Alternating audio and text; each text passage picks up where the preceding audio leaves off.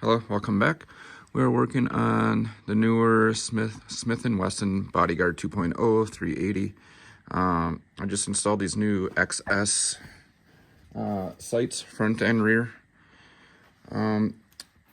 So the front, oops, sorry, bumped the camera here. Front sight's a little bit off to the right, so we got to push it in a little bit more to get it centered. So I'm going to show you that while gun is unloaded, while we show you how to break down the gun real quick. So you want to remove your mag, turn yours, with your slide lock back, turn your takedown pin down to the 6 o'clock position, release your slide, pull trigger, and your slide will come right off. And then you can remove your guide rod and spring, and then your barrel will come right out. All right, and then I want to pause it while I tape up the slide real quick to put it into the sight pushing tool.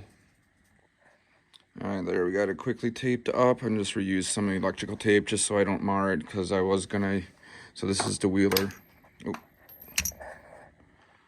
sight pusher. Right now I'm just gonna be using hammer and polymer punch here, because it doesn't need to go far. Sometimes I don't like pushing on the top part of the front sight. I like to be able to push on the actual base of it, and this one is way too low profile to get a good hold of it. So, because I did that once on a 365 and it broke the top. So, luckily SIG is generous enough and they sent me a new front sight for the 365. So I don't like I said, I don't like just pushing on the top part of the front sight here. So we're going to use I think this is vinyl or something like that, some kind of polymer. They work pretty good, but they do mar up pretty quick. So let's see if we get a better look at this here. So as you can see, get some light. See, it needs to go that way a little bit more, and then we should be good, because then I'll go and double check it again.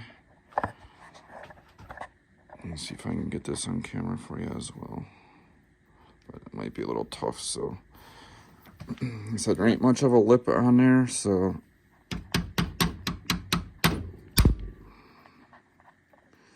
every once in a while I kind of hear it click. I do use Croil, some penetrating oil in there to help this help the sight slide a little bit. I don't like even pushing on the front here, but if I just need a little bit,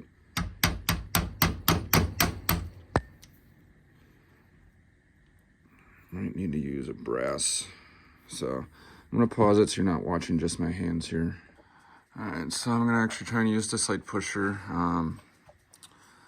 The brass and polymer punch are just not quite doing the trick, so really don't like using this like this. Like I said, I only had an issue one time, so I'm assuming we'll be just fine. You just got to get the right height. So you adjust that with this right here, and that sets on the top of your slide. You don't want it too low, otherwise you'll scratch the top of your slide. You don't want it too high, otherwise there's gonna be too much tension at the top, and you could bend or break your sight, which obviously you don't want. So here we're gonna tighten that back down so it doesn't lift up. This sight tool works pretty good, except for there is, I think, still a little bit too much play. Like in the machining on this, look at how much that wobbles. I mean, it works as it should, but I just don't like that they did not thread that square at all. All right, I can get some weight here.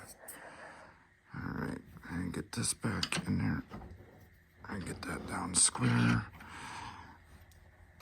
All right.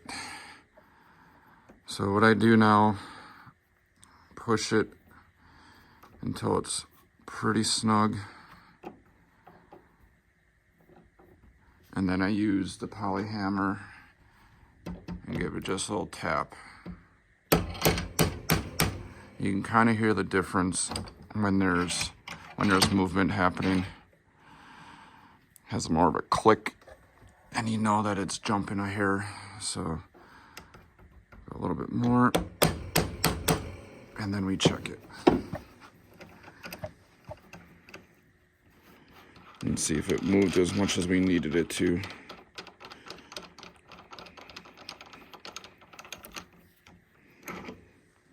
Alright, so looks like we need a little bit more yet. Like I said, it's a slow process, but it's a little goes a long way. Gotta take your time, otherwise that's when stuff goes wrong and then you ruin your gun or someone else's gun.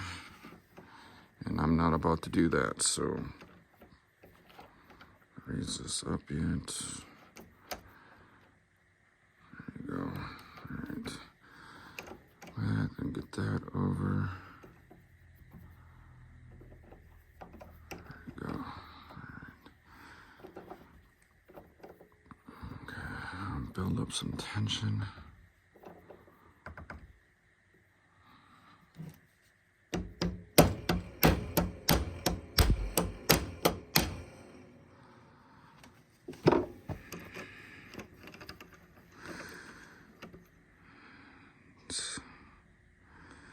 It's getting there, little by little. I'll throw a little bit more oil in there. Make sure she's not dry.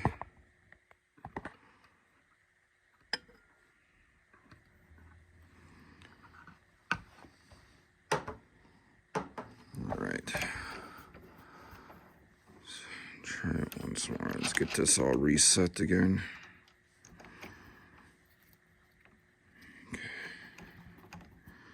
So it's a smaller slide, so it's hard to keep this thing down into the vise here. Okay, lock that down. Go back over it again. Alright.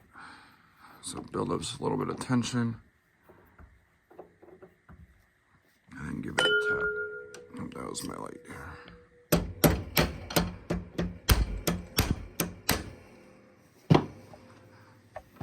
Alright, that did go, and finally got past that, so we're gonna push it back a little bit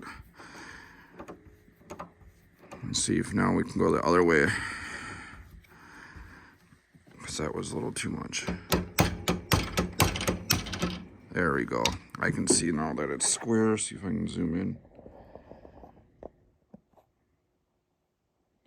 So there, that bevel edge lines up with that one. I'll show you.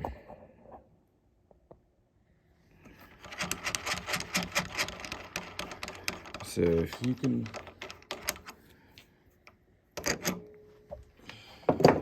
really, I mean, unless you can put a mic on those edges like a caliber, but there we go. Get some light, and that's about as centered as I can do visually, but then we're gonna go test fire it and see how close it is. All right, I'll be right back. I'll try and get this on video as well. All right, then we're gonna reassemble. So barrel in first, guide rod, and then it just clicks in to your barrel lug here, center that, and then you can slide your slide on, lock it back, rotate your takedown pin to the 3 o'clock position, and you can release your slide. Good to go. And then we're going to use some more of the same ammo, so we're not switching ammo because that could change your point of impact. All right, so we're using Aguila full metal jacket stuff. I think like probably 90 grain. I'll double check.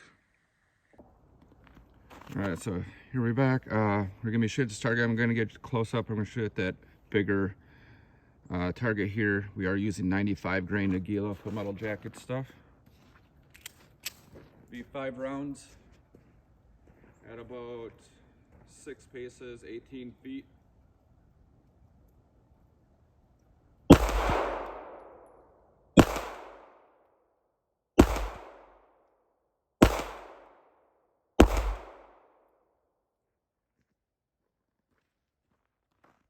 There we go.